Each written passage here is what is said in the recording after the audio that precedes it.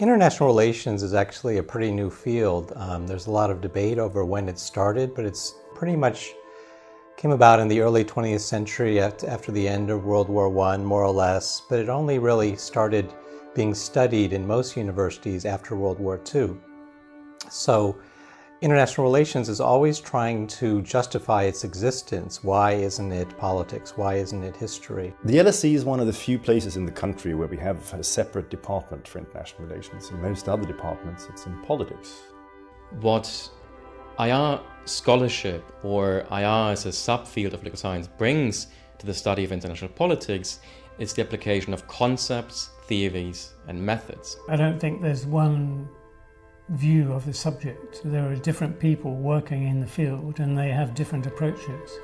And I think this is a good thing. I think it is good that there is a diversity of approaches, diversity of methods to be used in understanding the world. But what unites them is that we're not talking about solely domestic contexts within a particular territory, but much more on how that territory, be it a state or a region or whatever, links in with other territories, and then more globally with sort of the community, the international community. But as those relations have become more complex, as transnational relations have involved multinational companies, smugglers, refugees, international relations then focuses on everything that is above the state, that flows above the territorial extent of one government's jurisdiction. But also then dynamics and trends and factors which could affect those relationships or which could affect particular states but do not stem from the states themselves. Anything from, say, international migration to pollution, international pollution which goes across borders, to war. So international relations looks at those crucial decisions: when to go to war, how wars are waged, why we should or shouldn't go to war. War is the bread and butter of IR, but I think it's better to talk in terms of violence, because war reduces you to looking at one state fighting another state. But when you look at violence, you can look at conflict within a state or a transnational conflict or these non-state wars, kind of terrorism, that sort of thing. And I think that's a much broader and more useful way of studying international politics and international relations. I think what unites us then is trying to identify, you might say, at least a large part of the discipline is trying to identify causes of why certain things happen. And when you start to do that, you're going much deeper into events, into developments, into longer-term trends than you could understand from a newspaper article.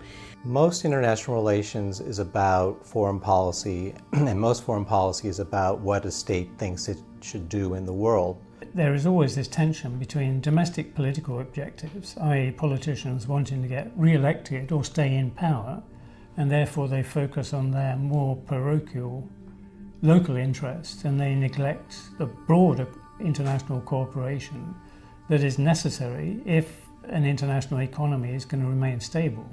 Now, what is interesting about IR is how in the past 30 years or so, people have questioned this state-centric notion of IR. So rather than just accepting that international relations is just foreign policy studies, a lot of us, especially in the IR department at the LSE, are looking at reactions to this and who is left out. Now, you and I ultimately give our allegiance to our country, and our country can ask us in extreme situations to die for it, to go and fight to defend it.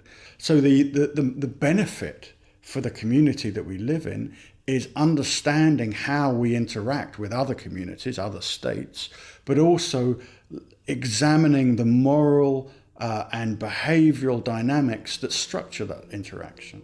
So international relations scholars don't just study war and atrocities. We also study processes of cooperation and integration.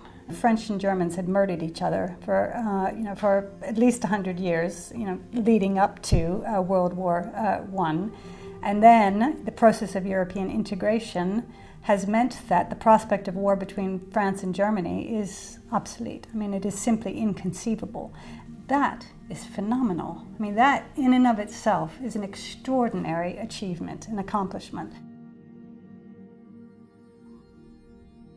There is a tension between thinking about the world as it is and the world as it should be. I think it's impossible to take out all your own sort of normative approaches, etc., and simply make the study of the world a mechanical study.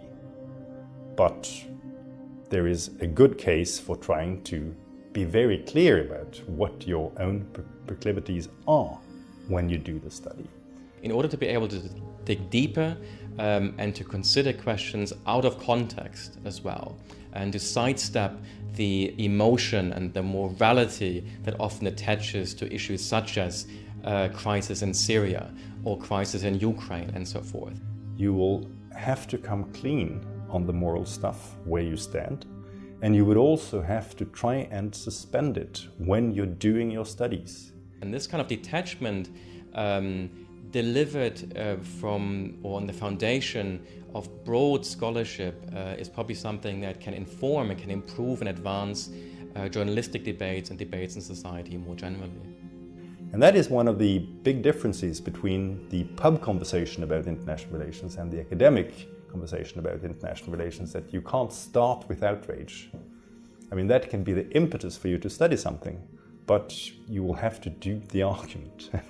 And it's interesting to see that it takes a couple of weeks or even months for students to get that when they come to the department, that this is not simply about sort of yelling at the top of your voice about what you think is right. It's about understanding and underpinning that. I think there are two distinct groups of students. The first, I think, which are the most interesting, are those who just want to understand, to use the LSE's motto, to understand the causes of things. So why, across this broad sweep of global politics, why are these things happening?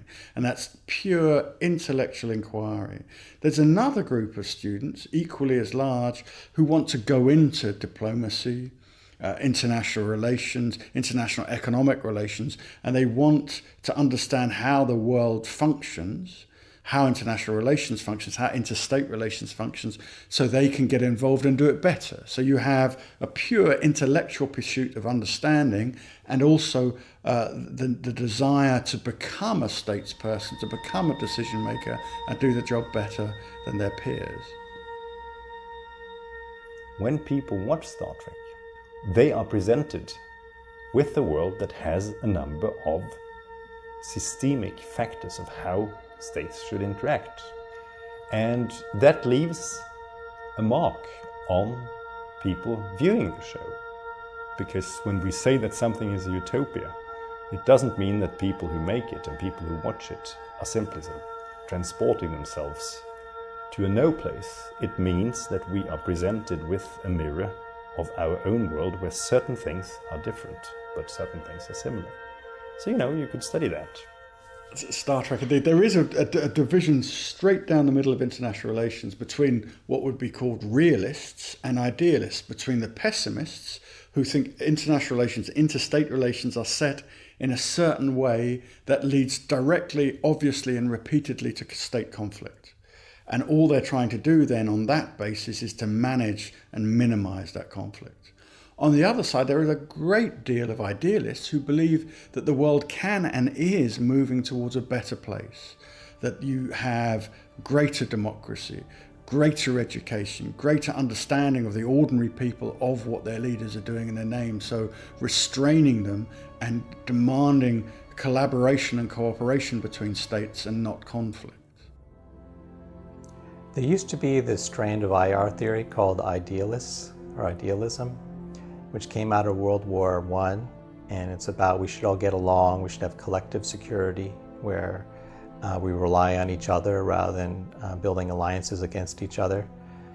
But some people have asked, are there any idealists anymore? The future is, I think, in principle open. So, you can't rule out that at some point the world will be politically united. But that's definitely not on the card in the near future. It would be great if IR became irrelevant because everybody got along. I don't see that happening, so I see difference as one of the main themes coming up in international relations.